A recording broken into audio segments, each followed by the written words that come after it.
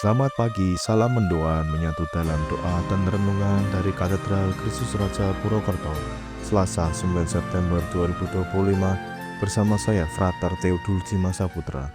Sobat mendoan yang terkasih, hari ini kita diajak untuk merenungkan sabda Tuhan dari Injil Lukas bab 6 ayat 12 sampai 19. Marilah kita menyiapkan hati untuk mendengarkan sabda Tuhan. Dalam nama Bapa dan Putra dan Roh Kudus, amin. Inilah Injil suci menurut Lukas, dimuliakanlah Tuhan. Sekali peristiwa Yesus mendaki sebuah bukit untuk berdoa.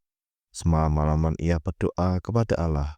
Keesokan harinya ketika hari siang, ia memanggil murid-muridnya dan memilih dari antara mereka 12 orang yang disebutnya rasul.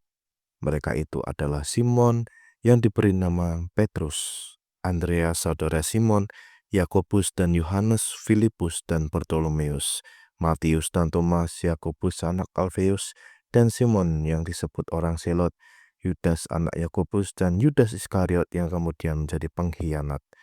Lalu Yesus turun bersama mereka dan berhenti pada suatu tempat yang datar. Di situ berkumpul sejumlah besar murid-muridnya dan banyak orang lain yang datang dari seluruh Yudea dan dari Yerusalem dan dari pantai Tirus dan Sidon. Mereka datang untuk mendengarkan dia dan untuk disembuhkan dari penyakit mereka. Juga mereka yang kerasukan roh-roh jahat mendapat kesembuhan. Dan orang banyak itu berusaha menjamah dia, sebab daripadanya keluar suatu kuasa, dan semua orang itu disembuhkannya. Demikianlah sabda Tuhan, terpujilah Kristus. Sobat mendoan yang terkasih, Yesus naik ke bukit untuk berdoa semalam-malaman sebelum memilih 12 rasul. Dari sini kita belajar bahwa setiap keputusan besar harus berakar pada doa.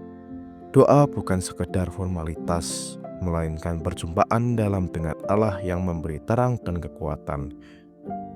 Setelah berdoa, Yesus memanggil para murid dan memilih 12 orang untuk menjadi para rasul. Hal ini mengingatkan kita bahwa panggilan untuk melayani bukanlah karena kehebatan kita, melainkan karena Allah sendiri yang memilih dan mengutus. Kita pun dipanggil untuk menjadi saksi kasih-Nya dalam hidup sehari-hari. Kemudian Yesus turun dan menyembuhkan banyak orang. Inilah gambaran seorang gembala yang penuh kasih, dekat dengan umat, mendengarkan cerita mereka, dan membawa kesembuhan.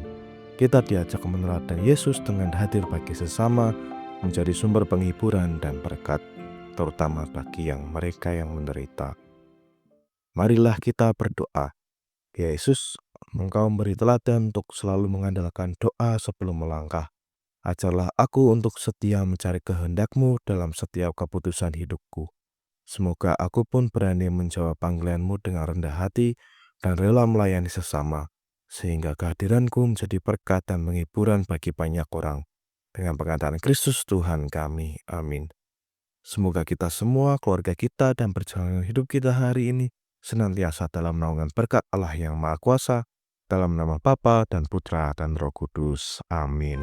Selamat pagi, selamat beraktivitas, Tuhan memberkati. Salam mendoa.